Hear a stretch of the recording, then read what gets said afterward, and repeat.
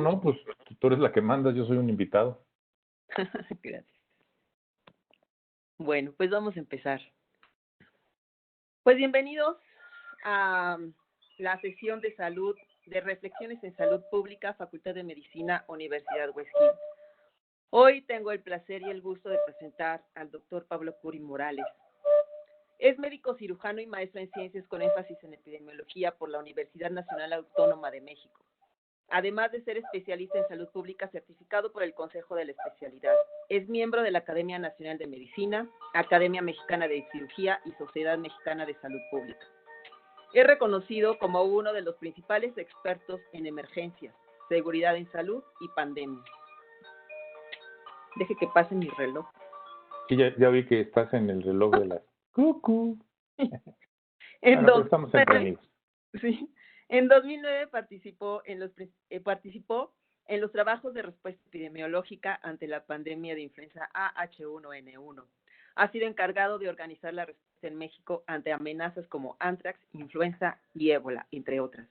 Fue profesor de la Facultad de Medicina de la Universidad Nacional Autónoma de México por casi 34 años, en donde impartió cursos de pregrado y posgrado desde 1986 hasta 2019. Ha dirigido numerosas tesis de posgrado y formado a destacados salubristas y epidemiólogas, yo entre ellos. Ha sido profesor en la Universidad Panamericana y profesor invitado en los CDC de Atlanta y la Universidad de Oxford. Ha estado al frente en más de 20 operativos de campo, coordinando las acciones sanitarias para la protección de la salud y prevención de enfermedades debido a desastres por fenómenos naturales. Tal es el caso de los huracanes Paulina, Ingrid, Manuel y Odil, además de las inundaciones que afectaron el estado de Tabasco en 2007. Ocupó cargos tanto en la Administración Pública Federal, así como en el sector privado, entre los que destacan director científico en Sanofi Aventis México 2009-2011, subsecretario de Prevención y Promoción a la Salud de 2011 a 2018, director general del Centro Nacional de Vigilancia Epidemiológica y Control de Enfermedades de la Secretaría de Salud 2007-2009 y director general de Epidemiología en la Subsecretaría de Prevención y Control de Enfermedades, Secretaría de Salud 1997-2006. Fue representante de México en la Iniciativa Global de Seguridad en Salud, GHS y G7 más México, por casi 15 años. Actualmente es consultor independiente en temas de salud. Cuenta con más de 175 publicaciones originales de alcance nacional e internacional sobre temas relacionados con la epidemiología, la prevención de las adicciones y las políticas públicas de salud. Ha sido citado en alrededor de 1000 ocasiones. Además, es autor de numerosos capítulos en libros de su especialidad. Por su trayectoria profesional ha sido galardonado con diferentes premios como personaje del año 2015 en la estrategia de los premios ASPID de Comunicación y Publicidad Iberoamericana de Salud y Farmacia. Premio Biblos al Mérito 2015 en la categoría de Ciencias del Consejo Directivo de Centro Libanés AC y la Asociación Biblos AC 2015 y Premio Dr. Gerardo Varela del Consejo de Salubridad General de la Secretaría de Salud 2014. Agradezco mucho al doctor Curi por estar aquí. Y bueno, doctor, le cedo la palabra, no antes sin mencionar que recuerden que preguntas y comentarios por el chat, si son tan amables, lo dejo con el doctor Curi. Muchas gracias, doctor. No, al contrario, Gaby, pues muchas gracias por la invitación, por supuesto, a la Universidad West Hill por esta oportunidad y a todos los que se han conectado. Leí los nombres de muchos buenos amigos y compañeros de mil batallas y también de amigos incluso de otras latitudes. Pues miren, cuando Gaby me invitó a dar esta charla, le decía yo que creo que este tema del COVID, pues claro que nos tiene a todos hoy, al mundo vuelto patas para arriba, por decirlo de alguna manera, pero vale la pena hacer algunas reflexiones sobre el tema. Yo le he titulado a esto COVID-19 pasado, presente y un I que pues no sabemos cuándo va a terminar. Y digo pasado porque aunque es relativamente nuevo, hay cosas que se nos van olvidando y que no tenemos frescas. Yo voy a hacer a través de estos minutos un recorrido desde cosas que quizá para algunos de ustedes parezcan triviales o ya muy conocidas, pero que vale la pena tener en mente hasta llegar a las últimas cuestiones que han salido en estos últimos días, semanas, sobre cosas vinculadas a las vacunas, cosas vinculadas al tratamiento, a la inmunidad, a las pruebas, al confinamiento, y desde luego haré un repaso rápido de cómo está la situación a nivel global y en nuestro país en términos de cifras, y esto que se ha dado por llamar la nueva normalidad. Primero, pues, recordar un poco sobre la enfermedad. Ese es el primer tema que voy a tocar. ¿Qué es esta enfermedad? Y pues ya conocen ustedes, esta es una microfotografía de nuestro amigo el coronavirus, el SARS-CoV-2, que es el virus que produce el COVID-19. Y quizá esto es muy básico, pero aunque no lo crean, hay muchísima gente, incluso del sector salud, incluso quien atiende a pacientes en el sector salud, que de pronto no lo tiene muy claro. Y empiezo con esta porque, bueno, como epidemiólogo, y muchos aquí son epidemiólogos, me encanta porque dice que es realmente inspirador ver cómo la gente, a pesar de la emergencia, se las ha arreglado para capacitarse, estudiar y graduarse. Han visto la cantidad de epidemiólogos que se recibieron en estos días.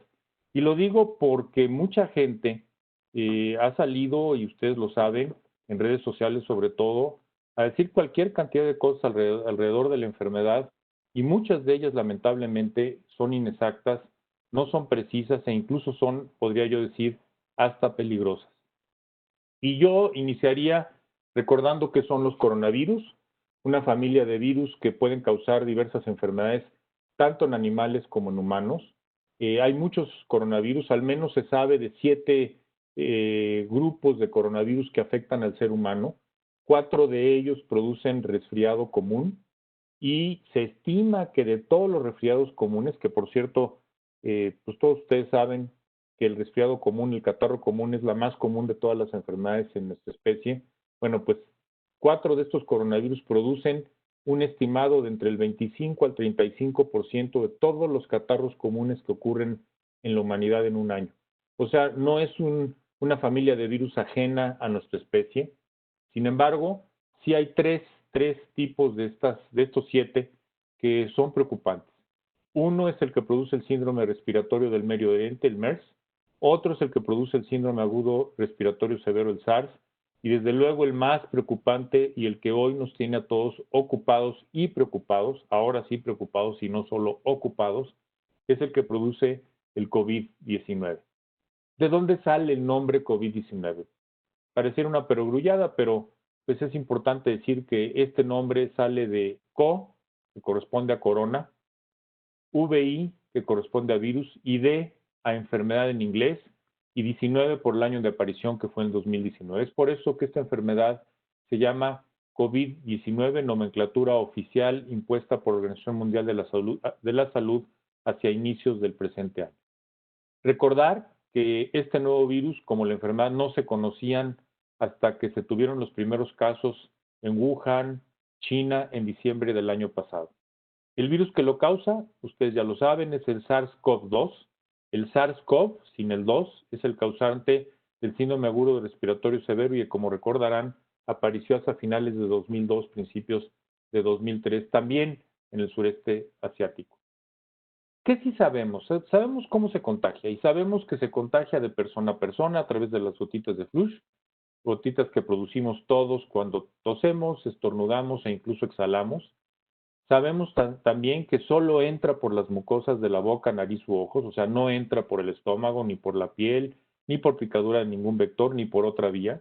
Ya hoy hay suficiente evidencia para saber que se puede contagiar por respirar en un espacio cerrado, mal ventilado y concurrido, y que sin embargo la distancia física entre las personas es un elemento importante para la prevención del contagio. Hoy también, y eso ya lo sabemos desde antes, no hay duda de que se transmite a través de objetos conocidos como fomites, como un teléfono celular, una perilla de una puerta, un botón de un elevador, un barandal de una escalera o superficies que rodean a una persona que se ven contaminadas cuando alguien enfermo expide estas gotitas, caen sobre estas superficies, luego llega alguien sano, las toca con la mano y se lleva la mano a los ojos, a la nariz o la boca. También se sabe que esta forma de contagio no es de las más eficientes, que la más eficiente es la aérea, sobre todo en el contacto, cercano con las personas, que si bien ya se sabe que se dispersa a más del 1,5 metros, tampoco es una de las formas más eficientes de contagio. Ustedes recordarán, y si no lo comparto con ustedes, que hace escaso mes y medio, un grupo de 2 científicos soportados por más de 230 de todo el mundo, publicaron un documento que decía que era tiempo de hablar de la transmisión aérea del COVID-19. Y bueno, pues algo de lo que se demostró es que normalmente cuando respiramos, las gotitas que emitimos, las gotitas de flush que emitimos, pues ahora sí que vuelan aproximadamente 1 metro. Acá arriba tienen la distancia en metros y que cuando llegan ya en el mayor de los casos hasta 2 metros. Pero cuando tosemos, pues ya se dispersa hasta 3, 4 metros, incluso un poco más. Y cuando estornudamos, estas gotículas, las micropartículas, porque estas ya no son de flush, sino son micropartículas, pueden llegar hasta 8 metros de distancia de donde alguien haya tosido. También se sabe que permanecen estas gotas en el tiempo, aquí van en el tiempo de 0 minutos hasta 25 minutos, permanecen en el aire mucho más tiempo en lugares donde no hay ventilación, como es esta línea, ahí permanecen hasta 25 minutos. En lugares con poca ventilación, pues siguen ahí hasta 15 minutos y en espacios bien ventilados desaparecen en pocos minutos e incluso hasta en segundos. Es por eso que hoy, sin duda, la recomendación de que estemos en espacios bien ventilados o con recambio de aire toma relevancia.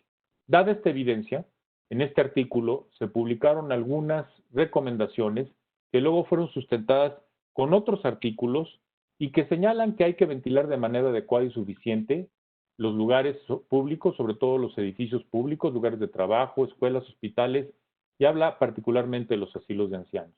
Que hay que proveer ventilación general con controles de infección por el aire, como salidas de aire al exterior, filtración de aire de alta eficiencia, si es posible, e incluso el uso de luz ultravioleta en las salidas del aire. Esto no es para aplicarlo en toda la superficie, pero sí en las salidas del aire.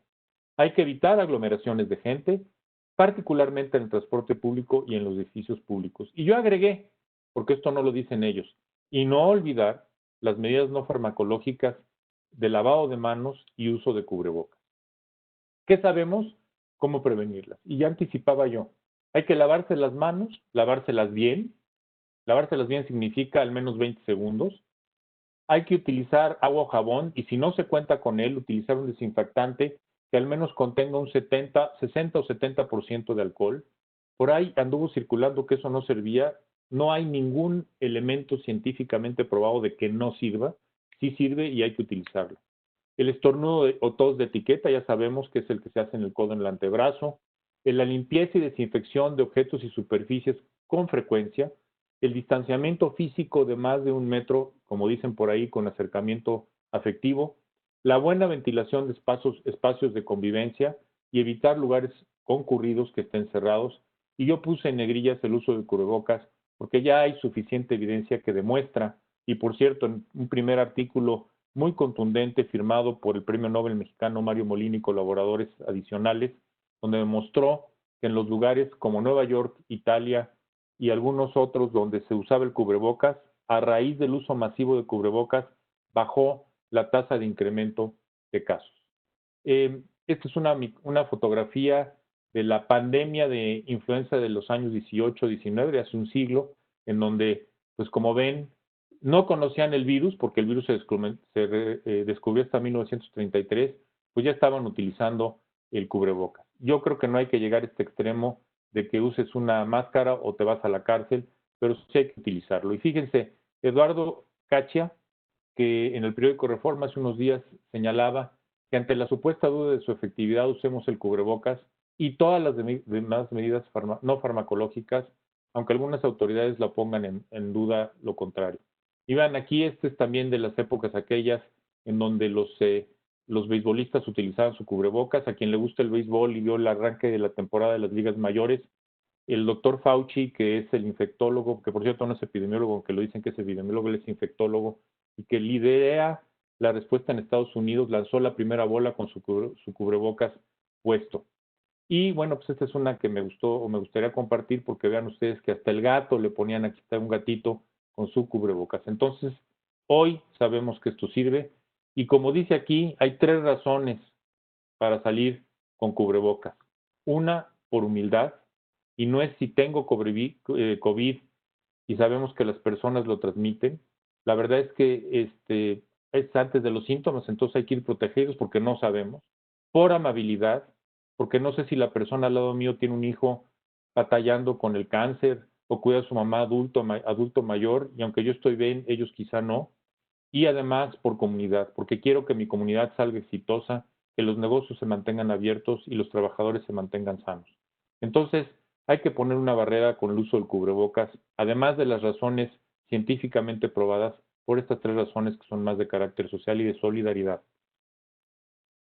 Y bueno, como dice aquí Charles Darwin, obviamente esto lo pusieron como, ya ven ahora con la tecnología se pueden hacer muchas cosas, que el coronavirus no te seleccione, usa el cubrebocas, haciendo alusión a la selección natural de Charles Darwin. Esta fotografía me gustó mucho, una Frida Kahlo con un cubrebocas muy artístico representándola también a ella. ¿Qué también sabemos? Los síntomas.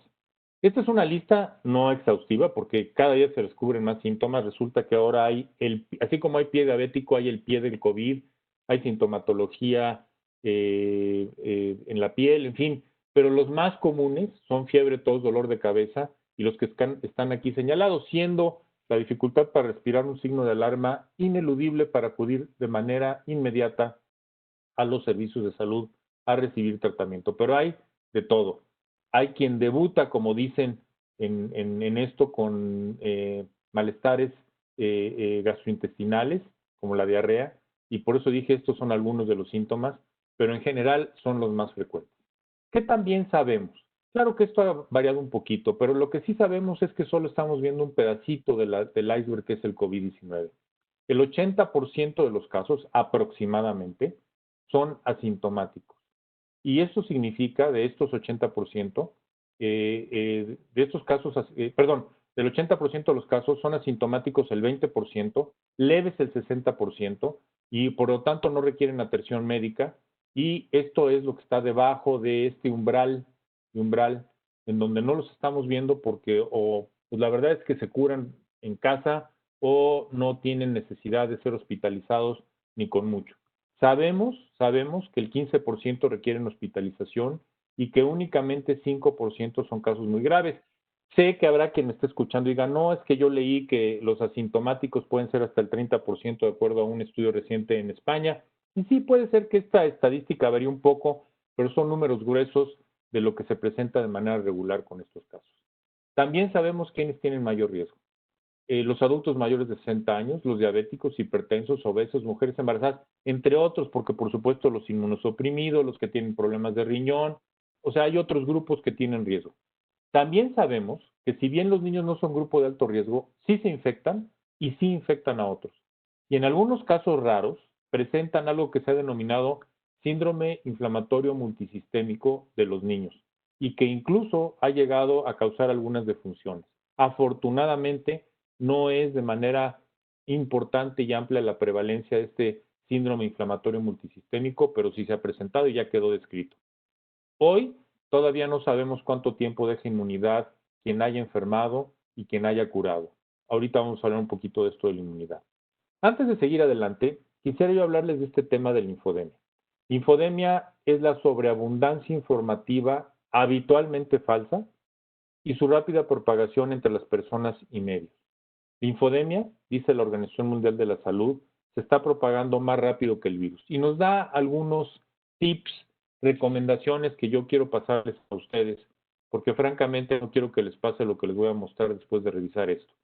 Uno, verificar que las fuentes de comunicación sean confiables. Dos, evitar los titulares amarillistas y particularmente las cadenas de WhatsApp. Tres, ser consciente de la información que compartimos y pensar antes de hacerlo. Cuatro, distinguir entre la opinión, que todas son respetables, y los hechos, y comprobar siempre la información. Y como dice acá abajo, si pueden desconectarse de las redes sociales cada cierto tiempo y no entrar en pánico, eso será algo que servirá para mantenerlos saludables en otro ámbito que normalmente se olvida, que es el ámbito de la salud mental, que con tanto encierro y tantas noticias negativas, indudablemente se ve afectado. Entonces, si seguimos esto, lo que queremos evitar es lo que señala esta que me encantó, que cuando se nos suelte el tornillo, nos preguntemos si es el tuyo o es el mío. Entonces evitemos la linfodemia para que no lleguemos a este extremo. Un poco sobre la inmunidad. ¿Cómo está el tema de la inmunidad del COVID-19? Hay muchos estudios, este fue uno de los primeros, publicado en Nature Medicine hace aproximadamente mes y medio, un par de meses quizá, en donde se señala cosas bien interesantes, que entre los asintomáticos se mantiene la positividad de la IgG, que es nuestra inmunoglobulina de memoria, se mantiene en una proporción del 60% después de algunos días. Y que en los sintomáticos se mantiene prácticamente en el 90% después de algunos días. Lo que es un hecho es que este estudio demostró que con el paso del tiempo se pierden anticuerpos, y más entre los asintomáticos, como nos lo muestra la gráfica de la izquierda. Y esto nos habla de que puede haber presencia de RNA viral hasta 20 días después, y más adelante voy a hablar de algo que se publicó recientemente respecto al aislamiento, pero no significa que esto puede infectar a la gente. Aquí cuando se publicó esto no estaba claro, hoy ya se ha aclarado. En este estudio se observa que los niveles de IgG y de anticuerpos neutralizantes, que son los que sirven para evitar que haya enfermedad, en una alta proporción de individuos que tienen y se recuperan de esta enfermedad, comienzan a disminuir entre 2 y 3 meses después de la infección. En otro análisis de la dinámica de los títulos neutralizantes, aunque son pocos los pacientes, se vio una disminución de los mismos 6 a 7 semanas después del inicio de la enfermedad. Tampoco debe sorprendernos esto porque ya se sabe por el comportamiento del SARS, del MERS y de los anticuerpos para los otros coronavirus que producen el catarro común, que si bien dejan inmunidad por algún tiempo, no es permanente. Entonces, nos indica que es un riesgo utilizar pasaportes inmunológicos, esto no debería hacerse, y que apoya la necesidad de las intervenciones no farmacológicas a las cuales ya he hecho alusión, que se necesitan más estudios serológicos de seguimiento y que además los bajos niveles de IgG, que es la de memoria, el anticuerpo de memoria en pacientes sintomáticos, podrían ser más propensos a convertirlos en seronegativos y que por lo tanto necesitamos más vigilancia serológica para estudiar la verdadera tasa de infección. También se publicó, no hace mucho, en la revista de Inmunología, el tema que tiene que ver con la preexistencia de inmunidad al SARS-CoV-2 aún sin haber estado infectado por el mismo. Y concluyeron, no entro en el detalle técnico de la publicación, que parece ser que hay reactividad inmune al SARS-CoV-2 hasta cierto nivel en la población general y se presume, aunque no se ha probado, que esto se debe a la infección por los coronavirus comunes, que son los que producen el resfriado común. Si esto se llega a comprobar, esto podría tener implicaciones bien importantes para entender por qué hay gente que no se enferma o gente que tiene cuadros muy leves, mientras que otros tienen cuadros verdaderamente graves que los llevan hasta la muerte. Después se publicó en un artículo que aún está en revisión, ¿qué pasa y esto lo que dice aquí en síntesis es lo que pongo de este lado de la derecha, en donde se señala que el SARS-CoV-2 induce una respuesta bastante fuerte mediada por células T que va más allá de los anticuerpos, tanto en personas asintomáticas como personas con síntomas leves, y que la cero prevalencia de anticuerpos como indicador de protección poblacional subestima el verdadero nivel de inmunidad contra SARS-CoV-2 en la población. Esto sería una buena noticia, es decir, no todo es tener anticuerpos, parece ser que la respuesta mediada por células T es bastante fuerte y permanece más tiempo que los anticuerpos y mantendría protegida a la población infectada. Un poco sobre las pruebas, que es otro tema importantísimo de gran debate, que si son muchas, que si se hacen pocas, que por qué no hicieron, etcétera.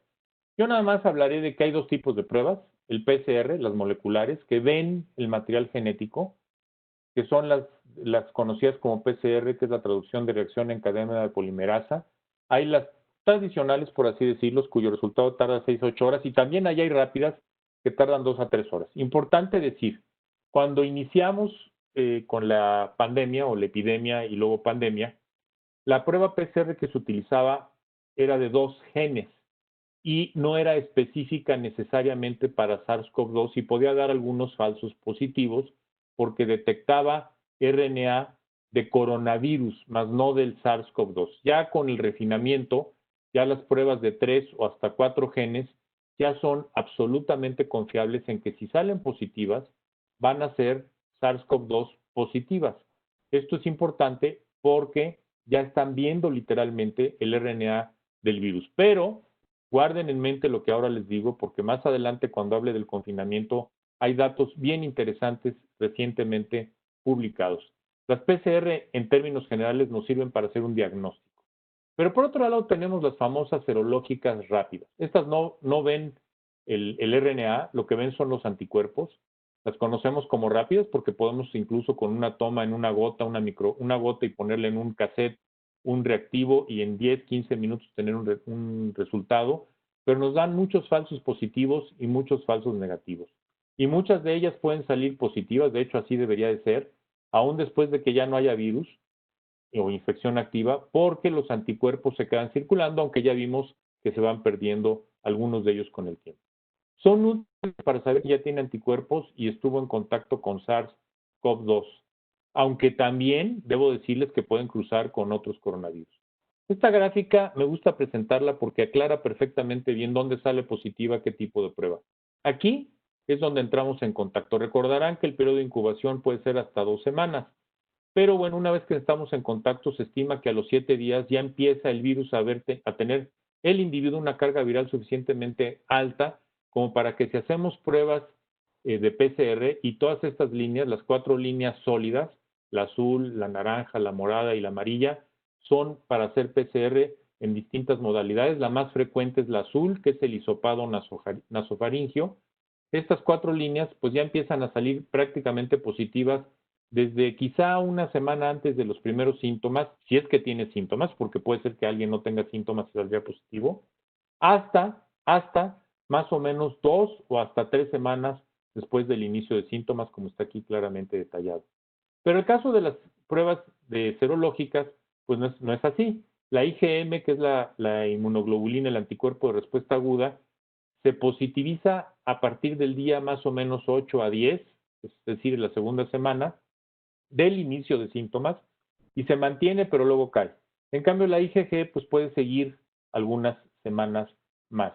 ¿Esto qué quiere decir cuando tomamos una prueba? Si la agarramos aquí, una prueba serológica, pues nos va a salir negativa, aunque sí va a estar infectado el individuo. Nos va a salir negativa porque no hay anticuerpos, como ya estamos viendo. Y si la agarramos acá, pues lo más probable es que nos salga positivo y ya no va a estar infectado el individuo, sino simple y sencillamente estaremos viendo los anticuerpos que quedan de memoria. Y si la agarramos aquí, pues nos pueden salir ambas positivas, tanto las serológicas como la PCR. Entonces hay que tener precaución con las pruebas, más allá de son pocas o muchas, que no entraré en ese debate, no es el objetivo. Las pruebas, particularmente las serológicas, no son muy fiables, no están muy recomendadas y ahorita veremos algo que tiene que ver con el aislamiento, justamente derivado de un documento que publicó el Centro de Prevención y Control de Enfermedades tan cerca como el 22 de julio, hace un par de semanas, donde habla de la duración del aislamiento y las precauciones para adultos que tienen SARS, porque tienen COVID-19. Lo primero que nos dicen en este documento es que la mayoría de los enfermos por COVID-19 pueden dejar el aislamiento 10 días después del inicio de síntomas. Incluso son 10 días y no 14 como sabíamos al principio de la pandemia. Están hablando de 10 días. Pero ojo, hay dos Is. Y, o sea, 10 días después del inicio de síntomas y la resolución de la fiebre por al menos 24 horas sin el uso de antipiréticos y mejora de otros síntomas que pudieran acompañar al paciente. Obviamente, estamos hablando de pacientes con sintomatología. Recordar que hay una proporción importante que no tiene síntomas.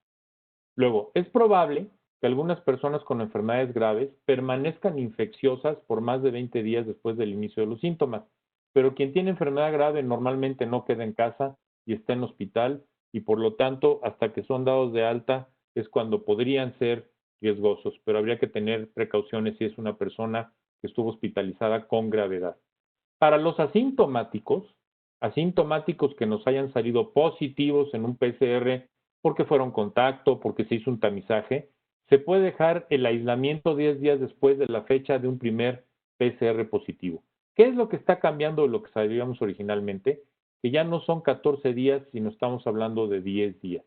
Yo en lo personal les diría que yo seguiría con 14 días para tener mayor seguridad. El segundo punto que tocan es el de las pruebas. Para personas con inmunocompromiso severo, una estrategia basada en pruebas pudiera ser aceptable. Estas no son la gran mayoría. La gran mayoría, afortunadamente, no tiene inmunocompromiso severo. Por lo tanto, para todos los demás, que es la gran mayoría, fíjense lo que nos dice con toda claridad. Ya no se recomienda basar en pruebas la estrategia de desconfinamiento, a menos que se quisiera hacer antes de lo que se recomienda en el punto anterior, que significa los 10 días después de los primeros síntomas o después del primer PCR positivo. El tercer punto que nos dicen con toda claridad es que para quienes hayan sido casos sintomáticos y no desarrollen síntomas después, no se recomienda estar haciendo pruebas en los 3 meses posteriores al inicio de los síntomas, ni tampoco aislarlos después de que hayan tenido contacto con otro caso o un caso distinto. ¿Por qué? Porque lo que nos está diciendo aquí es que se sigue detectando y ustedes seguramente han escuchado de gente que ya se curó o por lo menos ya no tiene síntomas y le están haciendo PCRs y van 10, 15, 20, hasta 30 o hasta más días y siguen saliendo positivos. Bueno, resulta que lo que se ha visto es que estos casos no contagian a otras personas y por lo tanto ya no tiene mucho caso seguir haciéndoles pruebas hasta que salgan negativos para que puedan nuevamente desarrollar sus actividades normales. Ahora, quien desarrolle nuevos síntomas en estos 3 meses después de los primeros síntomas y donde no se encuentre otra causa, influenza o otro tipo de enfermedad respiratoria, se recomienda una nueva prueba y ahí sí el aislamiento. Y finalmente, nos hablan sobre las pruebas serológicas. De plano nos dicen, las pruebas serológicas no deben de utilizarse para establecer la presencia o ausencia de una infección por SARS-CoV-2. Así de claro, y aquí está lo que les decía. Las personas recuperadas pueden continuar arrojando el ácido ribonucleico de SARS-CoV-2 detectable en vías respiratorias hasta 3 meses después del inicio de la enfermedad, aunque el virus competente para la replicación no se ha recuperado de manera confiable y que sean infecciosos es poco probable. Otros estudios no han encontrado evidencia de que las personas clínicamente recuperadas con persistencia de RNA viral hayan transmitido SARS a otros. Este es un estudio muy interesante, cerca de 800 individuos que se recuperaron, y en varios es un multicéntrico, que siguieron saliendo positivos, se siguieron a sus contactos y ningún contacto, ninguno desarrolló la enfermedad. O sea, estos individuos ya recuperados, aunque seguían siendo detectados en RNA, no eran contagiosos. Entonces, esto fortalece la justificación para depender de una estrategia basada en síntomas, como ya dije, inicio de síntomas o primera prueba positiva, en lugar de hacerlo a través de las pruebas serológicas. Y bueno, pues yo aquí cierro esta sección diciendo que la política pública debe necesariamente estar basada en la evidencia científica, pero ojo, la política pública no es ciencia pura y por eso yo les digo, qué bueno que nos dicen que 10 días, si a mí me preguntaran yo diría quédense 14 días en aislamiento para tener un colchón de mayor seguridad. Otro tema, el tratamiento. No hay tratamiento, no hay tratamiento curativo específico. El remdesivir que no hay en México y la dexametasona disminuyen tiempos de estancia y discretamente mortalidad, pero no curan. El afibavir, que es un medicamento ruso, todavía está en estudio. Hay muchos antivirales, antibióticos, antiparasitarios en estudio, incluyendo el plasma de personas recuperadas, pero no hay nada concluyente y mucho menos curativo. Solo recordarles que el sistema inmune se refuerza con una buena dieta y actividad física y que esto de que qué me tomo para el sistema inmune o productos de estos que nos venden, ya saben, en esta de 3 letras que nos van a poner al tiro para todo lo que sea necesario, pues son productos milagro. Hay que tener cuidado y ustedes saben que las vitaminas en exceso las tiramos, por orina o por las heces. Y no hay vacunas, hay muchas candidatas en estudio. Entonces, no hay tratamientos curativos. En los casos ambulatorios solo se indican medicamentos para controlar síntomas como fiebre o tos. El más recomendado es paracetamol. En casos que ameriten hospitalización y los graves, el esquema de tratamiento debe ser indicado por el médico tratante en función de las condiciones e historia clínica de cada paciente. Es ahí donde hay esquemas que pudieran variar, pero tendría que ser en gente hospitalizada o grave. Hay muchas recomendaciones, porque sí las hay, para el tratamiento de pacientes con comorbilidades que están orientadas a controlarlas, por ejemplo, diabetes o hipertensión. Miren, estos son algoritmos interinos para la atención del COVID y si ustedes ven aquí, es para pacientes con diabetes, con inmunosupresión, adultos mayores, sedación paliativa, insuficiencia renal, ventilación, etcétera. Pero lo que yo quiero destacar es lo que dice aquí. Todos estos algoritmos representan un ejercicio que compila de forma simplificada la evidencia que está emergiendo, porque estamos todavía aprendiendo, y considerando que esta información evoluciona rápidamente, debemos de considerar que las decisiones que se sugieren estén sujetas al juicio clínico de los profesionales de la salud y las características individuales de los pacientes. Es decir, nada de automedicación, nada de lo que me recomendó mi tía, eso no, y solo si son graves es donde procede esquemas de tratamiento, no dejarse engañar. Un poco de las vacunas. Fíjense ustedes, el 20 de julio se publicó en el Lancet un artículo, bueno, realmente es un comentario que hablaba de los resultados fase 2 de las vacunas que estaban desarrollando o que siguen desarrollando el Instituto Jenner de Oxford y AstraZeneca y CanSino Biologics en Wuhan, que mostraban una buena respuesta inmune con efectos adversos leves. Esto fue una muy buena noticia, pero nos fuimos con la finta de que eso ya significaba que había vacuna. No, no significa que hay vacuna, significa que iban bien con estos dos casos. Este es un coronavirus vaccine tracker que por cierto tiene algunos errores, pero más que nada lo pongo para recordar que estas son las dos de esa publicación que hacía yo referencia de Lancet y esta, que ustedes también habrán oído de Moderna, que por cierto ya empezó la fase 3 el 27 de julio. Debo decirles que por el momento hay más de 160 vacunas o desarrollos en proceso.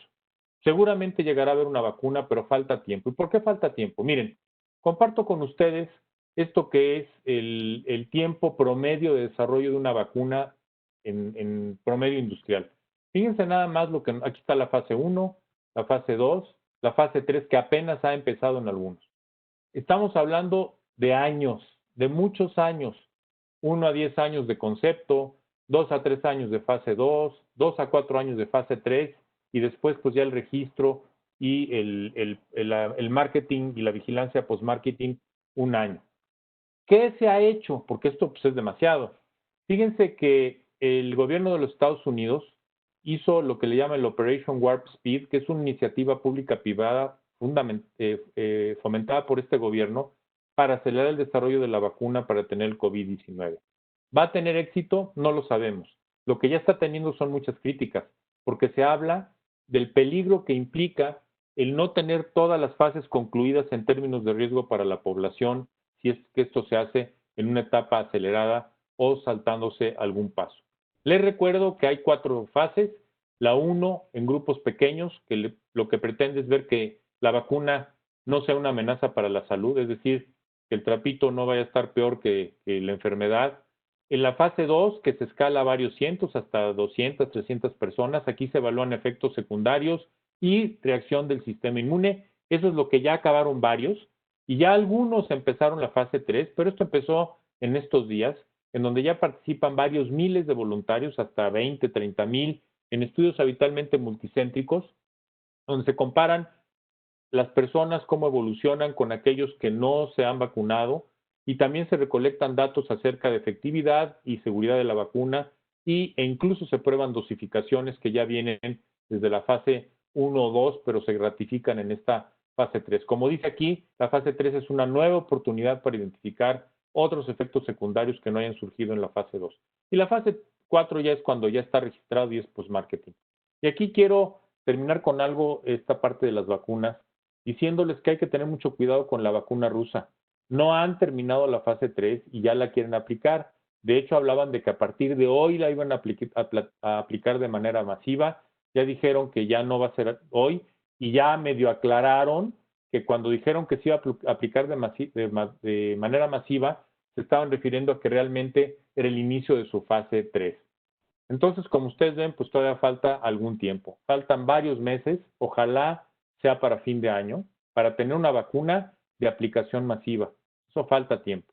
Por supuesto que hay todo tipo de intereses políticos y económicos y es muy posible que aquellos países donde se están desarrollando, Reino Unido, China, Estados Unidos, sean los primeros que tengan acceso a la vacuna. Y aunque la Organización Mundial de la Salud y la Alianza Global de Vacunas, Gavi, y otras agencias hablan de generar una política global de acceso equitativo, yo la verdad no soy muy optimista al respecto y ojalá esto se lograse. Por ello, termino esta sección. En lo que llega la vacuna, nos tenemos que seguir cuidando con las medidas no farmacológicas de lavado de manos, cubrebocas y distanciamiento físico. Eso es lo que hay porque no hay tratamiento y no hay vacunas. Y tengamos mucho cuidado, no caigamos ni seamos víctimas de charlatanes, que estos son claramente identificables, pero otros que se amparan en instituciones serias que tuve la oportunidad de platicar con ellos y preguntarles si lo avalaban, me dijeron que de ninguna manera estaban avalando esto. O esto que ahora está de moda y me dicen por ahí que hasta en redes sociales y artistas lo están promoviendo. Cuidado, el dióxido de cloro no solo no sirve, sino que además es dañino y puede ser perjudicial. O esta cosa que me pareció increíble, pues caer y ser una víctima más de las noticias falsas. Hablemos un poquito de la información en un primer segmento. Así estamos al día de hoy. Al día de hoy, México está en el 6º lugar de casos. Les recuerdo, muchos de los que están escuchándome están formados en el área de epidemiología, muchos no, pero que estas cifras vistas así, pues sí son de utilidad, pero no son de utilidad porque no están relativizadas y además porque no todos los países están haciendo el mismo tipo de vigilancia a lo largo y ancho. Por ejemplo, Estados Unidos, que ya tiene registrados más de 5 millones de casos, ha hecho muchísimas pruebas por habitante, mientras que nosotros hemos hecho menos pruebas que los Estados Unidos, por dar un ejemplo de cosas que se hacen distinto. Y bueno, pues no son competencias y también habría que relativizar estas cifras. En términos absolutos estamos en 3er lugar. Cuando se relativizan por millón de habitantes andamos en lugar 10-11. No son concursos, de todos modos son más de 52,000 mexicanos que han fallecido por COVID-19. Esta es la información al día de ayer. Aparentemente vamos de bajada. Qué bueno, ojalá se mantenga así. Cuando esto siga algunas semanas más, quiere decir que ya habremos o que habremos llegado al ACME en esta semana más o menos, que estamos hablando de hace 1 o 2 semanas. La OPS decía que llegaríamos a la cima en el mes de agosto y a lo mejor México ya llegó, ojalá sea el caso. Les quiero decir que al día de hoy, esto es lo que publica también Johns Hopkins, y ya nos pone de bajada, pero como digo en esta viñeta, parece que al fin ya empezamos a ver la luz al final del túnel. Pero esto solo va a ser real o va a continuar esa posibilidad de ver la luz al final del túnel si seguimos con las medidas no farmacológicas y, perdón que lo reitere, de lavado de manos, uso masivo de cubrebocas y distanciamiento físico. Hace algunos días nos presentaron el estudio de exceso de defunciones en México porque había mucha controversia que si eran, que si no eran. No me detengo mucho en esto, solo les digo que se utilizó una metodología recomendada por la Organización Mundial de la Salud y la OPS, que el exceso de mortalidad se definió como el número de funciones observadas menos el número de funciones esperadas en la percentila 90 y que se analizaron 20 estados porque eran los que tenían cifras adecuadas, 12 quedaron excluidos. Solo tengo que decir que estos 12 representan a 40 millones de habitantes, entonces el estudio es relativamente parcial, pero es muy revelador. Nos habla de 55% de exceso de mortalidad entre la gente en México y bueno, evidentemente, pues esto es bien relevante. Estamos hablando de 71,000 muertes en exceso. Ojo, este es un periodo de marzo a finales de junio con N. Entonces faltaría ver qué ha pasado en julio y lo que llevamos de agosto. Aquí está la fecha. La semana 26 es finales de junio y esta es la 3ª semana de marzo. Lo que me interesa destacar aquí es que con estas cifras llegaron a decir que hay 2.6 veces más muertes que las que tenemos reportadas. Si llevamos hoy 52,000, estamos hablando de que en realidad estaríamos cerca de las 200,000 si aplicamos este factor a las muertes que tenemos hoy registradas. Yo solo quiero decirles que en epidemiología cada número habla de una vida. relata una historia y en el peor de los casos está amarrada a un recuerdo. Eso no lo debemos de olvidar. Cuando yo veo estos estudios y que presentan, ahora hay 52,000 y hoy se murieron 300 más, como si estuviéramos contando canicas, créanme que no son canicas. Es una mujer, una madre, una hermana, o es un hombre, un hijo, o un compañero de trabajo, o un amigo, o un niño, o un abuelo. Es una vida truncada. Yo les pido a ustedes que me están escuchando y a todos los que nos pudieran escuchar más adelante porque me dice Gaby que esto lo graban, que no olvidemos que esos 52,000 del día de hoy y los que sean mañana o los que sigan, no son una estadística más, son personas. Y ojalá en este país, en nuestro querido México, lo recordemos como lo han hecho en otros países. Comparto lo que han hecho en Brasil, donde hay un memorial dedicado a la historia de cada una de las víctimas de coronavirus en Brasil, donde publicaron en un periódico de este país 10,000 historias sobre cada uno de los muertos, haciendo un homenaje a ellos, o en los Estados Unidos, donde el New York Times publicó esto como un recordatorio con todos los números, los nombres de quienes habían perdido la vida de esto. Entonces, yo los invito a que no hablemos nada más, hay 52,000, hay 53,000, hay 55,000. No dejemos de darnos cuenta que son seres humanos como ustedes y como yo, que son historias de sufrimiento, de tristeza y que podemos contribuir a disminuirla si todos nosotros seguimos las medidas que ya hemos comentado. No lo olvidemos, por favor. La información 2. Bueno, dice el doctor Frank, gobierno da mensajes confusos sobre COVID. Hay quien dice, no, eso no es cierto. Bueno, aquí hay un editorial que lo ejemplifica, la epidemia a la baja, dijo el secretario, aún no llega al máximo, dijo el subsecretario. Eso es un problema que hemos estado enfrentando. Y bueno, pues este tema de los semáforos que han confundido. Yo nada más recuerdo que el 12 de junio dieron a conocer cómo se construyó el semáforo dando estas proporciones de los 4 indicadores. 2 de proporción, ocupación hospitalaria que pesaba el 50% y positividad al SARS-CoV-2 que pesaba el 10%, y 2 de tendencia de síndrome COVID 20% y tendencia de hospitalizados 20%. Con ello se construyó un índice y aquí era donde se determinaba quién estaba en rojo, naranja, medio o bajo. Y después, el 22 de julio, unos días después, cambiaron las proporciones y la forma de medir. Y entonces ahora la ocupación hospitalaria de 50 pasó a 30, la positividad se quedó en 10 y a estos les asignaron 10 más, o sea, 30 a cada uno de ellos y cambiaron las reglas. Entonces, pues es difícil entender un semáforo con tanto cambio. Yo solo hago la siguiente reflexión. Un semáforo epidemiológico debe o debería de ser un instrumento estrictamente técnico de seguimiento epidemiológico para la toma de decisiones de política pública en salud pública. La verdad es que se ha convertido en un instrumento de política pública que lo han politizado todos, unos y otros, y que por lo tanto está involucrando mucho más que solo indicadores técnicamente validados. ¿Qué está pasando? Sus cambios tienen repercusiones no solo en la salud, sino en toda la sociedad, en la economía y en la política y sobre todo en la estabilidad de todos y cada uno de nosotros. Yo creo que siempre es posible diseñar indicadores sólidos y técnicamente adecuados que reúnan el requisito de las 3 Cs: credibilidad, confianza y consistencia. Si eso se logra, entonces la verdad que no estaremos ante el peligro de tirar a la coladera todos los esfuerzos realizados y los avances logrados, porque lo que más urge es que el semáforo epidemiológico dé estabilidad, certeza y confianza a la ciudadanía, porque si no, verdaderamente todos los esfuerzos se van a ir a la coladera. Y bueno, pues como dicen, México tiene un nuevo récord de registro diario de casos, léase el día que quieran.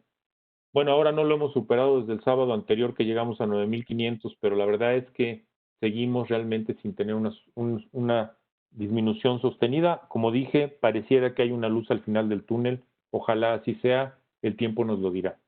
Ustedes recuerdan a Aquino y a Mafalda. En una de sus clases preguntaba, y el que no haya entendido que levante la mano. Y recordarán este genial personaje Manolito, el hijo del tendero español, que levanta la mano y le dice la maestra, a ver, Manolito, ¿qué es lo que no has entendido? Y Manolito responde, desde marzo hasta ahora nada. Ojalá y no estemos en esa situación con todo lo que está pasando con la información. Sindemia. Tengo que hablar de la sindemia porque es algo que ya viene. Y la sindemia significa la coexistencia de padecimientos. Ya hay una en curso en México. Ya recientemente en Jalisco y en algunos otros estados se reportaron muertes de COVID y dengue, o sea, muertes de personas que tenían COVID y dengue. Eso ya es una sindemia. Pero la que más preocupa es la llegada de la influenza. ¿Y cómo podemos anticipar? Pues viendo qué está pasando en el cono sur, porque lo que pasa en el sur, que ya está en el invierno austral, allá ya es invierno. De hecho, cuando nosotros estamos en invierno, ellos están en verano y viceversa.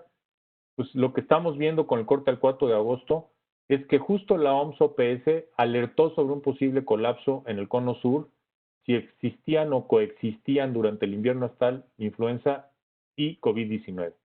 Que se tenía para el invierno austral 2019 una mayor circulación de H1N1, pandémica 09, de influenza 3, H3N2 y de influenza B no subtipificada, además de un incremento considerable del virus sincicial respiratorio. Y que para el 2020, en la semana 30, la actividad continuó siendo baja por debajo de niveles previos. Muestro, y no me voy a detener mucho en esto, cómo están las gráficas. Miren, este es 2019, vean el pico, y el naranjita es influenza H1N1, y vean qué está pasando en 2020. Hay algo inusual, que es una baja cantidad de casos de influenza.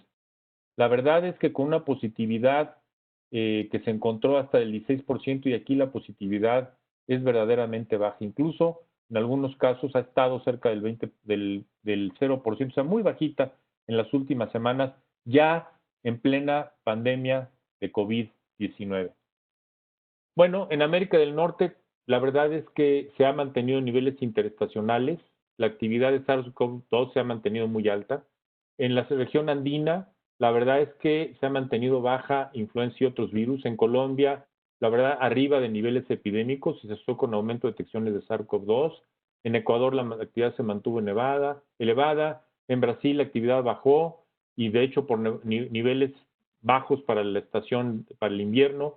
En actividad elevada, SARS-CoV-2 en aumento, Irak se mantuvo elevada, Chile, actividad continuó disminuyendo, Paraguay, en fin. ¿Cómo se ve esto en las gráficas? Miren ustedes, la influenza en esta temporada, lo que ya les había dicho, es un acercamiento a la que les presenté, muy baja, muy baja. Vean Argentina en el 18, en el 19 y en el 20, inusual lo que estamos viendo acá. Y vean qué interesante. Esta gráfica es influenza, porcentaje de positividad. Este es sincicial respiratorio, porcentaje de positividad, y este es SARS-CoV-2. Clarísimo que está predominando SARS-CoV-2. Ahora, hay que tener cuidado. No será, y esto habrá que investigarlo, que por andar vigilando SARS-CoV-2 hemos dejado de vigilar adecuadamente las otras. Entiendo yo que en México lo que ha pasado es que a los que salen negativos a SARS-CoV-2 se les corre el panel viral para saber si son sincicial respiratorio u otras. Y ahorita vamos a ver cómo está México. Este es el ejemplo de Argentina, donde es lo mismo. Vean sincicial respiratorio, vean influenza, vean coronavirus, y este es 2020 ya. Este es Brasil, misma situación. Aquí no está si se fijan, el sincicial respiratorio es muy bajo. Aquí hay influenza y SARS-CoV-2, influenza y SARS-CoV-2.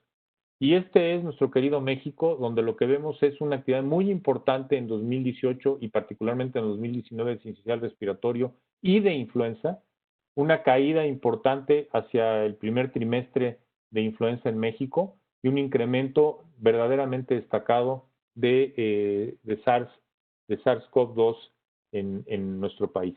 Vean las primeras semanas cómo predominó el H1N1 en nuestro país. El año pasado también, el antepasado fue H3N2. Esperaríamos que fuera H3N2 este año. Aquí están las gráficas, vean el sincicial, este es 2020, sincicial respiratorio importante por ahí del primer trimestre, igual que influenza que normalmente caen, y vean coronavirus o COVID, SARS-CoV-2, cómo se ha mantenido muy elevado. Entonces va a haber sindemia, eso no hay duda. La verdad es que va a haber sindemia. No muestra un patrón general, cada país tiene tipos de influencias circulantes diferentes, como ya vimos. Es importante considerar que los casos de SARS-CoV-2 van en incremento en toda la región, no ha parado, y que probablemente los casos de influenza en Sudamérica hayan pasado a segundo plano. Eso podría explicar este comportamiento inusual. Y bueno, en México ya hicimos el comentario. Entonces, algunos profesionales de la salud pública hablan de que puede haber una competencia biológica entre los virus de influenza y el coronavirus, además de lo que ya hablé de la inmunidad celular en el caso de COVID-19. Yo solo les digo que es muy importante recordar que estamos en medio de una pandemia, de la más devastadora en el último siglo, y nunca debemos olvidar que los virus y los fenómenos biológicos no tienen palabra de honor. Eso no lo olvidemos. Un poco sobre la nueva normalidad. Pues ya estamos regresando, ha sido gradual, debemos seguir cuidando y protegiendo a los grupos de mayor riesgo, mayores de 60 años, personas con enfermedades crónicas y mujeres embarazadas. Ya se emitieron lineamientos federales y es posible que si nos descuidamos tengamos que echarnos para atrás. Se emitieron algunos lineamientos que hablaban de que las medidas de higiene pues van desde el rojo y se mantienen hasta el verde, que las laborales esenciales y no esenciales, que los esenciales es todo el tiempo y los no esenciales se iban a ir incorporando de manera reducida, pero se iban a ir incorporando, que los espacios públicos de manera reducida en naranja, ya lo hemos vivido en algunas ciudades, de hecho en México, en la Ciudad de México hoy ya creo que se abrieron los cines y el miércoles se abren algunos otros lugares de esparcimiento, pero muy importante, las personas vulnerables siempre con cuidados durante todo el tiempo y algo que ya quedó claramente señalado y ratificado, las clases hasta que el semáforo esté en verde. Se emitieron estos lineamientos técnicos para el entorno laboral y se hablaba de 7 pasos, no los señalo, solo destaco que capacitación es un paso bien importante, asesoría y acompañamiento es otro, por supuesto todos los demás también son importantes. Y finalmente, hace algunos días, hace no muchos, presentaron los criterios para poblaciones en situación de vulnerabilidad, porque no estaba claro. Hablaban de obesidad, pero ¿qué? ¿Obesidad del que sea? ¿Obesidad mórbida? ¿Qué obesidad? Bueno, pues ya quedó definido. Es obesidad mórbida de índice de masa corporal superior a 40. Ese es el criterio de vulnerabilidad. ¿Y qué nos dicen estos lineamientos? Si estás en rojo y cumples con el criterio, te quedas en casa en teletrabajo, en naranja te quedas en casa y solo hasta el amarillo, si no eres personal que trabaja en un área COVID, puedes regresar a tus áreas de trabajo. Y por supuesto en verde, regreso completo. El caso de los mayores de 60 años, misma historia, te quedas en casa en rojo y en naranja y solo regresas si no vas a trabajar en área COVID cuando estemos en amarillo, ya regresas si eres en verde. Los hipertensos finalmente definieron, es el hipertenso grado 2, definido como está aquí. Se queda en casa, igual, los mismos criterios como ustedes ven, pero ya hay una definición clara. Diabetes, bueno, aquel que tiene hemoglobina glucosilada más por arriba del 8%, si eso ocurre, y los mismos criterios, se queda en casa en rojo, en naranja, y regresa en amarillo, si no es área COVID, y regreso completo en verde. Entonces, esto que les acabo de sintetizar es, los que no cumplen con el valor de vulnerabilidad ya pueden regresar. Los que cumplen con el valor de vulnerabilidad se reincorporan a partir del semáforo amarillo, como ya dije, excepto aquellos que están en áreas de atención médica. Y cuando estén lactando durante su periodo de incapacidad materna o los que tengan cáncer que van hasta el periodo verde. Por cierto, hay una definición de qué se refiere cáncer. Personas trabajadoras que sí cumplen con el valor de vulnerabilidad y trabajan en áreas COVID se reincorporan hasta semáforo verde. Sacaron estas tablas donde está clarísimo, ya están aquí todos los criterios para enfermedad pulmonar obstructiva crónica, asma, etcétera. Todos regresan, excepto las que están en lactancia materna cuando tengan incapacidad por maternidad. Todos siguen el mismo criterio de que se quedan en casa y solo regresan en amarillo si no están en área COVID. Y en este caso, que son enfermedad cardiovascular o cerebrovascular, renal crónica, tratamiento inmunosupresor, infección por VIH, y definen lo que es cáncer, es aquel con tratamiento quimioterapéutico en el último mes. Bueno, si es que hay quimioterapia, si es que hay los medicamentos, por supuesto. Se quedan en casa, incluso en teletrabajo, es lo único que estos siguen cambiando y estos también se quedan en casa, los que tienen comorbilidades 2 o más, o regresan completo desde acá, no importa que no sea área COVID. Como ustedes ven, finalmente ya hay estos criterios que no había. Esto es muy importante. El semáforo propuesto era más estricto, ahora ya queda muy claro. Parece, y ya lo señalé, que en naranja solo el personal de salud quedaría restringido. Y bueno, lo que es importante es quién va a determinar la vulnerabilidad. Debería ser el IMSS, el ISSSTE o la institución de cobertura, en este caso ahora el INSABI, o un médico privado. No lo sé, eso no lo dicen. quien debe determinarlos. Por ejemplo, si un diabético cumple con el criterio, o la carga viral de un paciente que vive con VIH es menor de 350 copias por mililitro, en fin. Por supuesto, hay que reclasificar a los trabajadores de acuerdo a sus criterios oficiales y determinar la logística necesaria para obtener las mediciones que permitan conocer la vulnerabilidad. Y bueno, pues esta me gustó, es la nueva normalidad mexicana. El tapabocas o gogles sirven para varias cosas, protegerte del COVID o del polvo del Sahara, ¿se acuerdan? Un paraguas, un salvavidas por si te agarra una inundación, un chaleco antibalas por si te toca un tiroteo, unos guantes, un celular señuelo por si te asaltan, por supuesto el gel antibacterial no debe faltar, repelente contra el mosquito del dengue por aquello de la sindemia, un bolillo por si te toca un temblor y te da susto, y una bolsa cubre calzado para los charcos y el coronavirus. La verdad es que pareciera que estamos en la fase del lavado de manos, porque no ha quedado muy claro. ¿Y por qué lavado de manos? Porque parece que este es el manual que utilizaron, escrito ya hace mucho, pero en su versión 2020.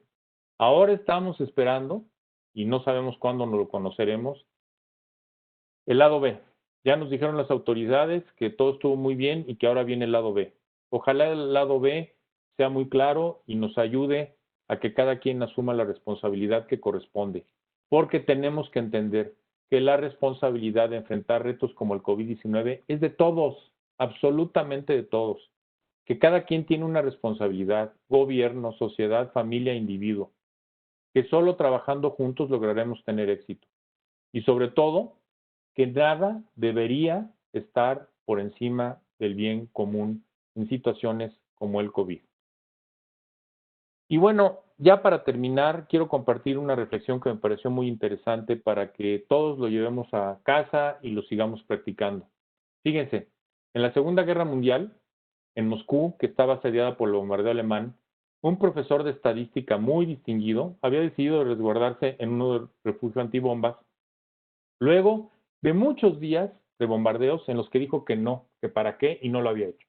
Es una foto real de un refugio antibombas en Moscú.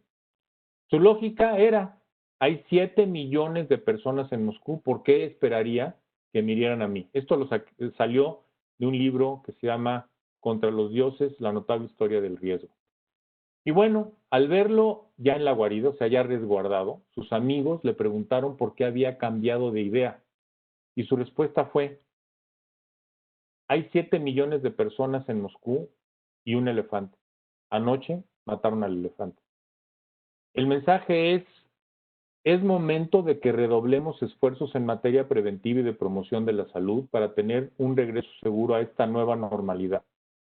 Seguimos en un momento de incertidumbre que nos obliga a ser certeros, serios, responsables y cuidadosos ante la pandemia. Cada quien, cada uno de nosotros en el ámbito de nuestras responsabilidades. Aún todos, todo el mundo está aprendiendo qué es el COVID-19. Todavía no lo conocemos a cabalidad. Por lo tanto, yo pienso que cada vez sabemos más que sabemos menos. Y termino diciéndoles, cuídense, y con una cita de Javier Velasco, escritor mexicano, que no fue escrita para esto, pero que aplica claramente para lo que hoy estamos viviendo. El futuro ya no es el mismo de antes. Yo les agradezco su atención y Gaby, si hay preguntas, pues tú me indicas.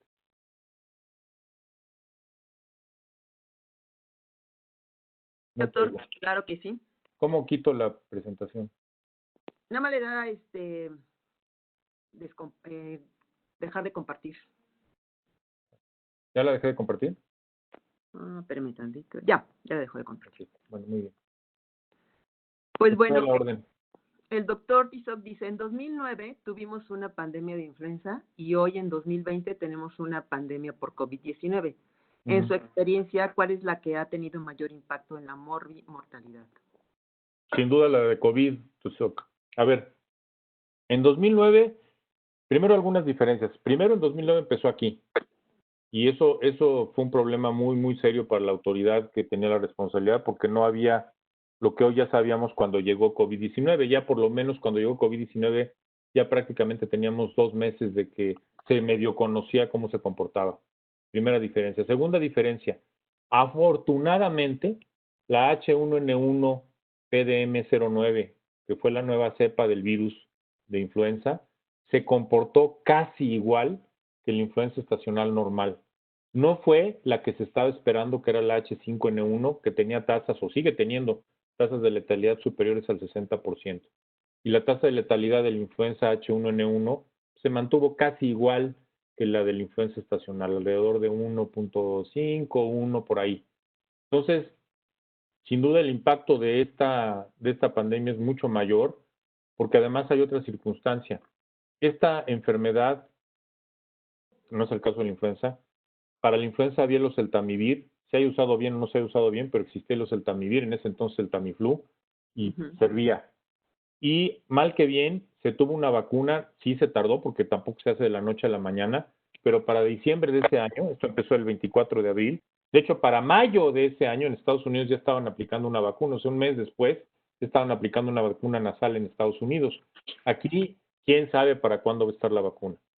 Y yo creo sin duda que esta es mucho más peligrosa, mucho más difícil de entender, porque influenza lleva años con nosotros.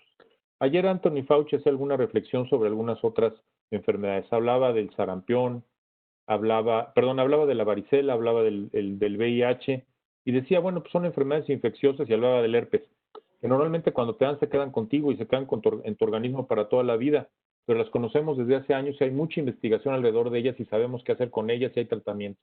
COVID-19 es nuevo, tiene pocos meses, no lo entendemos bien, y por eso él decía, seamos responsables, es un poco lo que puse en las mascarillas. El ponerse una mascarilla no es que me proteja yo, por supuesto me protejo yo, pero es protegerte a ti, es ser un poquito, digamos, corresponsable. Entonces, concretamente, es mucho más difícil atender esta pandemia que la del 2009, a mi juicio. Así es, doctor. Dice Miguel García, como siempre, doctor Curi, muy claro y objetivo en esa presentación. El escuchar análisis de la situación actual nos da mayores elementos de actuación en el escuchar cómo se repiten los datos únicamente. Nos dice Sara Garla. Doctor Guri, se habla de una necesidad de un cambio de estrategia. ¿Cuál cree que pueda ser esa o esas estrategias que no se hayan hecho o fue muy débil y que en estos momentos impacte y ayude a bajar más rápido y mejor los contagios? Saludos, Alberto Zárraga. Pues mira, yo no hablo de un cambio de estrategia. Dijeron que iba a haber un lado de la estrategia, habrá que ver qué es lo que proponen. Lo único que yo digo que sí me parece que debe haber sido y debe haberse tomado la decisión antes y debe haberse hecho obligatorio, porque además hubo la evidencia. Yo entiendo y yo compartía la misma postura de no usar el tapabocas muy al principio, porque se decía que solo servía para evitar que contagiáramos, pero después ya hubo suficiente evidencia del uso, de que el uso universal, bien importante, no el que yo solo use, sino todo mundo use el cubrebocas, sí disminuye la velocidad de contagio y la tasa de contagio, por ejemplo. Respecto a las pruebas, pues en su momento hubieran sido útiles para contener, identificar contactos y hacer bloqueos alrededor de los contactos, pero pues mira, yo lo que diría es que lo que hay que tener es mucha precaución con las reaperturas. Las reaperturas, yo siento que la gente, y eso no es un tema, es un tema de responsabilidad de todos, ahí yo creo que todos estamos incluidos. La gente, y ustedes lo habrán visto, lo estarán atestiguando, cuando ya oyen que ya el semáforo naranja, pues ya sienten que ya les importa, ya no les importa, ya no andan con tapabocas, ya se quieren ir al cine, los chavos y los adolescentes andan haciendo reuniones, o sea, pues la verdad es que eso es un tema que me parece que tiene que ver con, no con la estrategia gubernamental, sino con la respuesta social a la propuesta que pudiera tener el gobierno. Pero creo que sí valdría la pena reforzar el uso del tapabocas y algunas otras medidas no farmacológicas que en tanto, ojo, en tanto no haya vacuna o un tratamiento curativo, pues no nos queda de otra. Así es. Dice Miguel García, esta reflexión sobre la asociación de patologías incrementa el riesgo de contagio y nos seguirá enseñando este virus sobre sus manifestaciones y se presentarán diferente en cada región endémica en alguna patología específica. Excelente resumen. Rafael Álvarez, felicitaciones.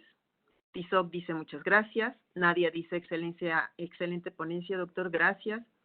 Aspasia Cúsulas le manda un abrazo.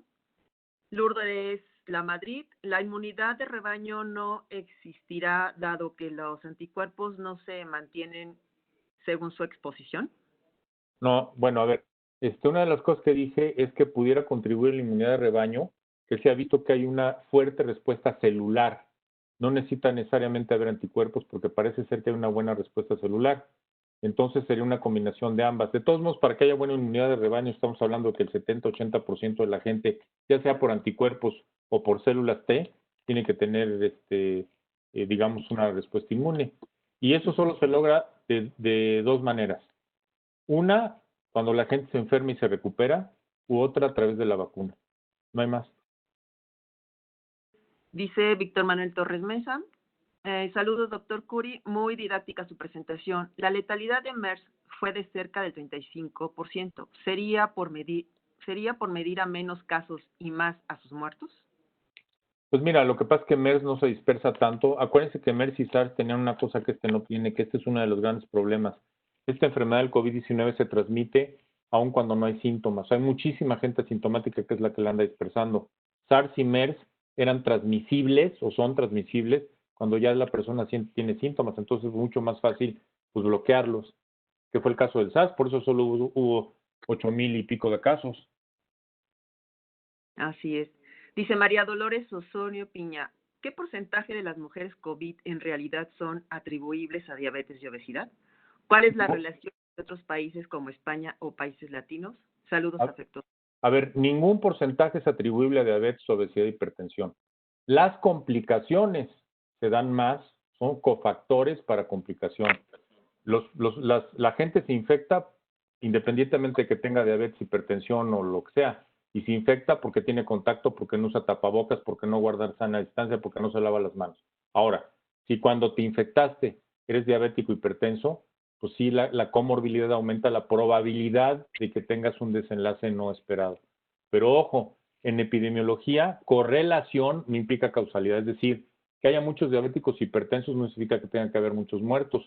Si no nos infectáramos, antes de eso no había muertos por COVID, pues, o sea, te infectas. Entonces no es que el diabético se infecte más o menos. ¿Se complica más? Sí. ¿El hipertenso se complica más? Sí. De hecho, los grupos vulnerables a los que hice alusión, pues son los que tienen mayor complicación, por eso son vulnerables y por eso se recomienda que no regresen hasta que estén en amarillo naranja. Digo, a ver. María Teresa Juárez, excelente presentación, doctor. Gracias por hablar y dar un panorama alentador siempre y cuando sigamos con la medida de seguridad. Gustavo Gudiño dice, hola, Gaby, felicito al doctor Pablo Curi y a la moderadora. Muchas gracias, doctor Gudiño. Dulce María Ortiz, muy interesante, muchas felicidades, doctor Curi. ¿Usted cree que la vacuna contra influenza pueda ocasionar inmunidad cruzada? No, en absoluto. Incluso por ahí estaba yo escuchando de que andan haciendo estudios de la vacuna OPV, la virus de polio oral. A mí me parece que pues, no está demostrado nada de eso, y no, ahí sí no. Son específicas para, para los antígenos a los que te expones. Pues eso no. Muy bien. Dice María... esto ya lo leí. Preguntaron algo de los cubrebocas. Déjame... A ver, no se deben reutilizar los cubrebocas. A ver, los de tela que son lavables, sí. Los N95, que en teoría no debemos estar usando la población general, se pueden utilizar 4 o 5 días si no se humedecen mucho. Y los otros que son los que debemos de utilizar, que son los quirúrgicos o los sencillos, pues se deben de usar una sola vez, o sea, un día, se tiran, o si se humedecen mucho se deben de cambiar. Muchas gracias. Es que ya me perdí. Aquí lo estoy viendo yo también, ¿eh? Ok. O sea que, déjame ver. Ahí. Es que sí son muchos. Y si es que tiene 60.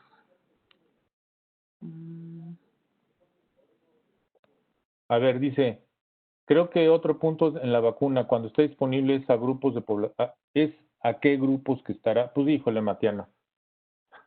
Pues yo te diría, a ver, si a mí me preguntas, pues a los grupos vulnerables, es decir, justo ahí sí, los diabéticos, hipertensos, pero no cualquiera, sino los que tengan estos criterios de hemoglobina glucosilada descontrolada, etcétera, etcétera, adultos mayores de 60 años. Por ejemplo, a diferencia de influenza, yo no vacunaría a los niños y adolescentes. Claro que hay casos de COVID, pero normalmente no son graves, por ejemplo.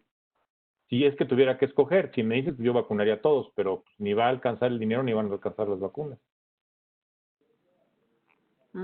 Cristian Rodríguez Arroyo, ¿considera conveniente que una persona vulnerable que causó COVID como caso leve siga en resguardo domiciliario hasta que el semáforo esté en color establecido por el gobierno federal? No, ya les expliqué la situación clara de esa hora. Si tú tuviste COVID, 10 días. Yo digo que se queden 14 y ya a trabajar, normal. Y si eres grupo vulnerable y ya tuviste COVID, en teoría puedes ir a trabajar pues con tus precauciones, pues, porque sí te da inmunidad. Sí, dice Armando Tellez, un cambio de estrategia sería una catástrofe, ya que si sabemos bien las reglas aquí en México del primer plano no funcionaron, no quisiera saber de una segunda planeación. ¿Cree que funcione? No, pues no sé. Es que no sé qué es el lado B.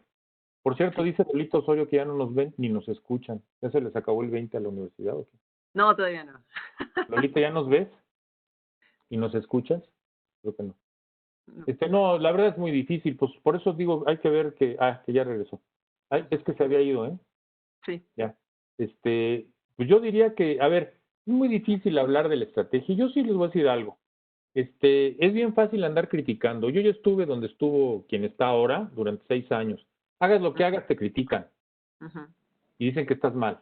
Pues tienes que tomar decisiones.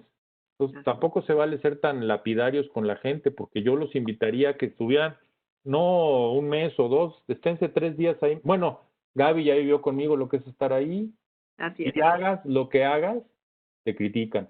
Y la verdad, ¿quién sabe, lo digo con todo respeto, cuál es la neta contra el COVID-19?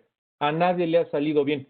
Claro, a países que tienen otra cultura como Japón, donde el uso del tapabocas es cultural y lo usan de siempre cuando hay alguien con enfermedad respiratoria. Claro, a países donde pueden meter toda la tecnología como Corea del Sur. Pero bueno, pues en todos lados ha habido rebrotes.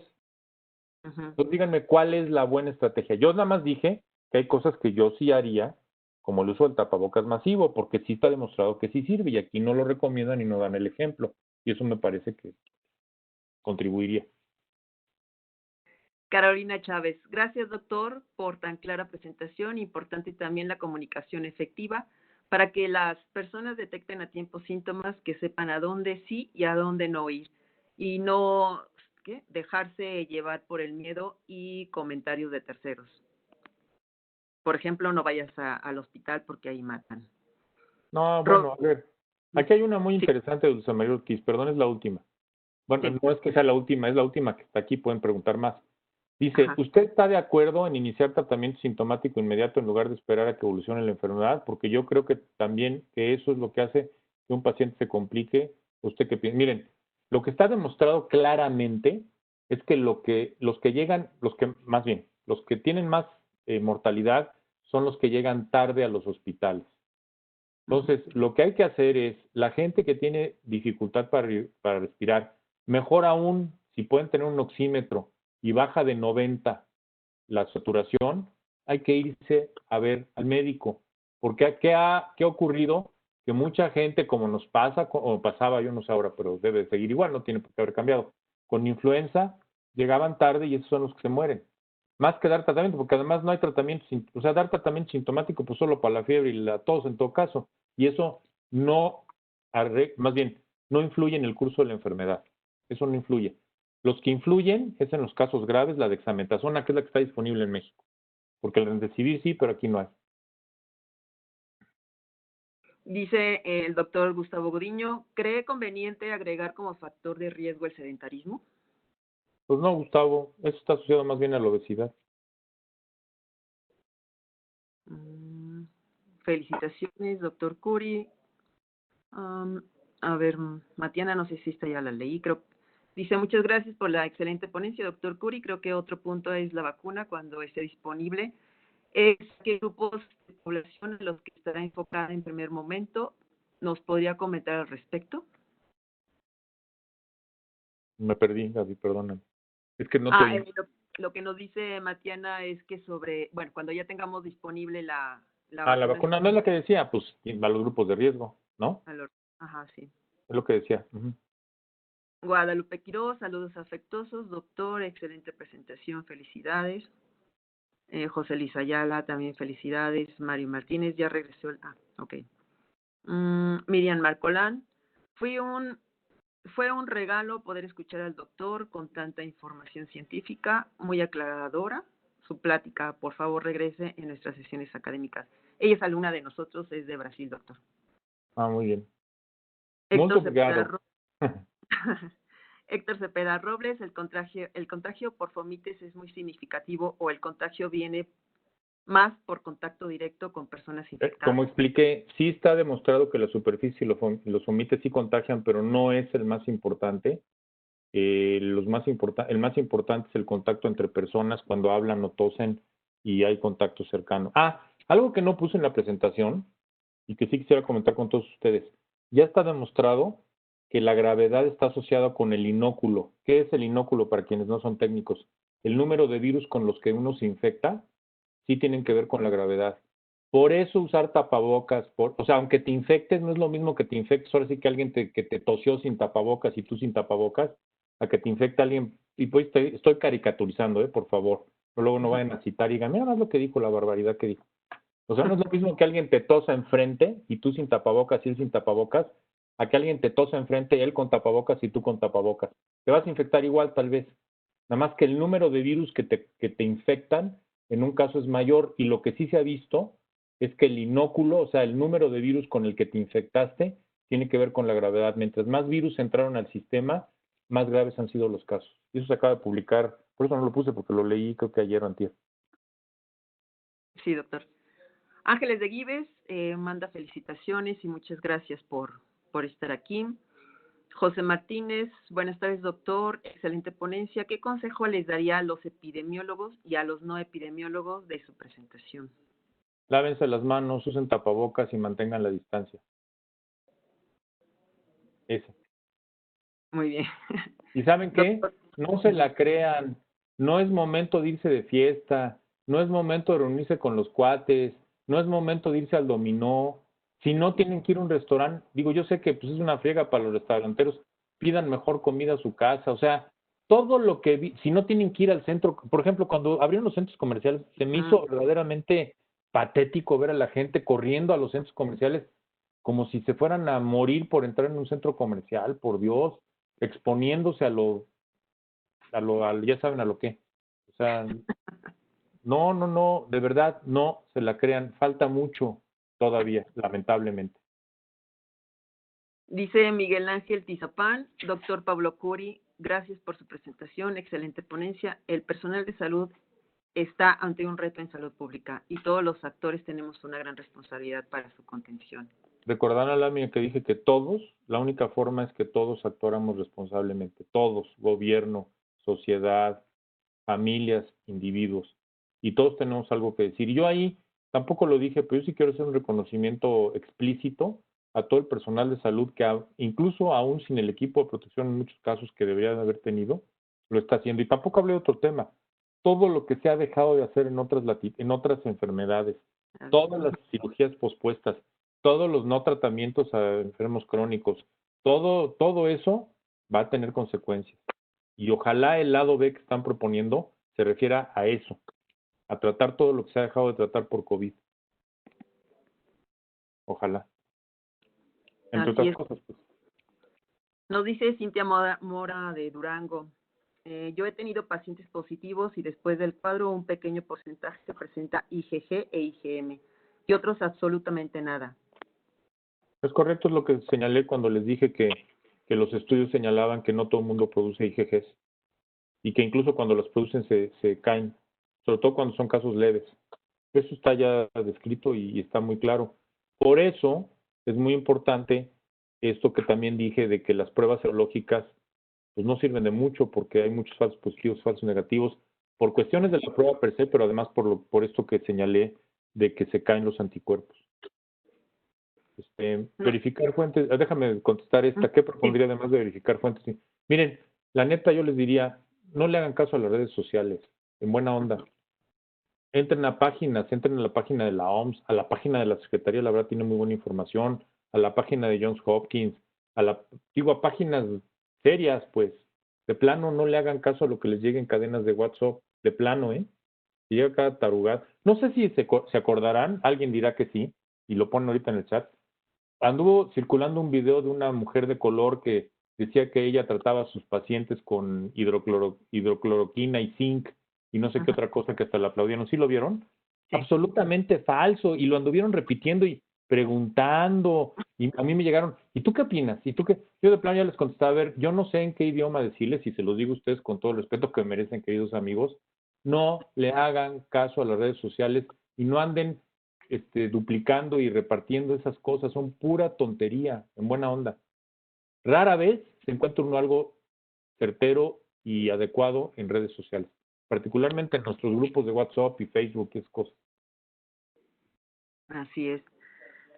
Nos dice el doctor Enrique Miranda, ¿es confiable la información epidemiológica que publica Our World in Data?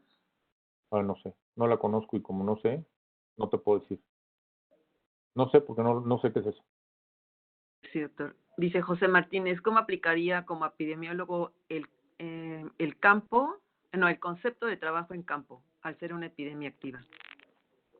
Mira, es que no sé a qué te refieres, pero lo que sí te puedo decir es que lo que se debería de hacer, y que entiendo que no se hizo mucho, es, se debe haber ido a campo a hacer realmente el seguimiento de contactos y el aislamiento de contactos. O sea, eso es lo que haría, o sea, lo que se hace con muchas otras enfermedades, con todas las precauciones correspondientes para no infectarte, pero eso es lo que podrías hacer en epidemiología, entre otras cosas. Dice José María Ortiz, ¿tiene algún dato sobre la repercusión mental que tendrá esta pandemia? Por ejemplo, el grado de depresión. ¿Estará Mira, haciendo algo? hay mucho publicado sobre las repercusiones en la salud mental de la pandemia, incluso desde el mero principio de la epidemia. A los 2 meses ya había datos de repercusiones mentales en Singapur y demás. No tengo yo el dato específico sobre depresión, pero por supuesto que hay afectación en la parte mental. Por eso un poco lo que les decía cuando puse la del tornillo. Y más si le hacemos caso a las tonterías que andan en redes sociales, más nos angustiamos y más nos afecta. Pero no solo es eso, sino es el aislamiento, el estar metido en casa, el no poder trabajar, las presiones que pueden seguramente surgir en quien no tiene trabajo o lo ha perdido por este asunto de la pandemia, evidentemente tendrán una repercusión en la salud mental, sin duda. Y Nadia nos dice, ¿qué tan confiables son los cursos que proporciona el IMSS? No, pues no los conozco, pero deben de ser buenos. Sí, son buenos, sí nos hemos metido Yo, nosotros. yo no los conozco, la verdad. Son recomendables, yo sí se los recomiendo si los hemos nosotros, No, recomendado a los alumnos. no, pues qué bueno que tú los has visto, pues está bien. Deben de ser buenos, pues, normalmente son buenos. Uy, depresión en el personal de salud, ojalá más fuera depresión. Yo creo que el personal de salud ha estado sujeto a un estrés constante durante ya muchos meses. Me parece que la verdad habría que buscar esquemas de rotación u otros esquemas, la verdad.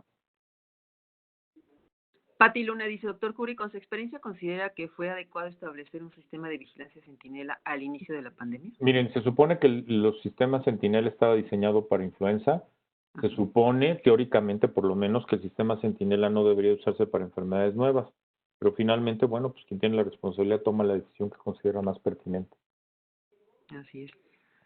Sí, doctor, pues saludos también de Ricardo Alcalá, del doctor Roberto del Valle, del doctor Carlos Godínez. Y Saludos a todos. creo que era la última ¿Sí? pregunta. No, pero ahí llegó otra. Ah, sí. Ah, el interferón. No, eso no está demostrado. Ajá.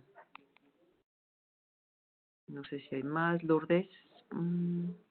Y se pongo a su disposición la línea de ayuda Origen que de forma gratuita atiende a personal afectado, dice Lourdes. Rogelio A ver, Dani. Rogelio, pues sí, ya hablé de eso, es la sindemia. Claro que va a haber repercusiones y va a haber confusión. Porque ¿cómo vas a saber si es dengue o es COVID o es influenza? Todos los tres tienen fiebre, los tres tienen dolores musculares. Bueno, claro, si vives en una zona endémica de dengue y está atestado de mosquitos porque no han fumigado, porque no han comprado insecticidas, porque se les hizo tarde para comprarlos y distribuirlos, pues puede ser que sea dengue. Pero Claro. también puede ser COVID. Ahorita ya hay sindemia de dengue y COVID. Ya les digo que ya ha habido varios casos reportados de muertes de gente que tuvo las dos cosas. Ahora, ¿qué lo terminó matando? Pues vete a saber. Bueno, yo no tengo los expedientes para saberlo, pero eso se puede dictaminar. Exacto. Creo que ya no hay más. Pues ya no. A ver, 2 minutos para las últimas preguntas, si no ya aquí la paramos. Así es. Pues Gaby, muchas gracias. En lo que alguien se anima, si es que hay una más. Hay mucho que aprender todavía, ¿eh? La verdad es que no se acaba el conocimiento de COVID. Hay muchísimo que aprender. Mucho. Y hay que estar atentos a las fuentes oficiales. Muy bien, Gaby. Creo que ya no hay más. Ya no hay más, doctor. Pues de verdad, un placer escucharlo, como siempre, el estar con usted conviviendo y haber trabajado con usted, por supuesto. Reciba un cordial saludo del doctor Ramón Esperón Hernández, quien es nuestro director de la Facultad de Medicina y, por supuesto, de todas las autoridades de la Universidad West Hill. Y reciba usted un fuerte abrazo de mi parte y muchísimas gracias por virtual. Claro. Muy bien, pues a todos muchas gracias, de verdad, les agradezco a todos sus comentarios y pues cuídense. A ver, no, pues lo del niño, no, eso quién sabe más. Quién sabe si venga lo del niño o no, eso es, para estos fines va a ser irrelevante. Bueno, pues muchas gracias a todos, cuídense, lávense las manos, usen su cubrebocas bien usado, pónganselo bien puesto y sana distancia. Y si no tienen que andar de argüenderos donde hay mucha gente, no vayan. En buena onda, no vayan. Y que notifiquen que están enfermos o a pues cualquier... Sí. ¿no? Y cuídense mucho. Y hay que andar con mucha precaución. Bueno, Gaby, a todos, muy buenas tardes. Cuídense. Muchas Nos gracias. vemos en la próxima. Bye. Muy amable. Hasta luego.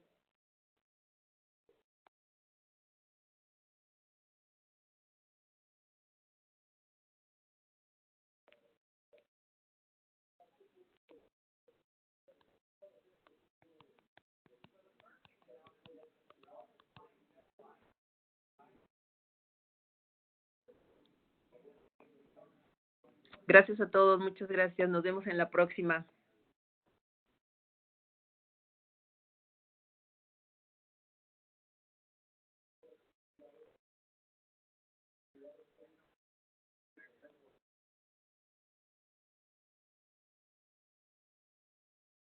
Gracias, Pati. Gracias a todos de verdad por haberse conectado. Nadia, muchas gracias.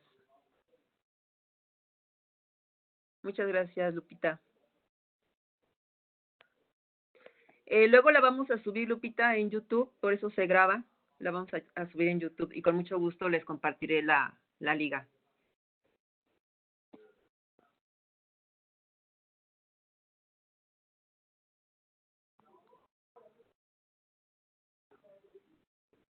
Muchas gracias, Joshi.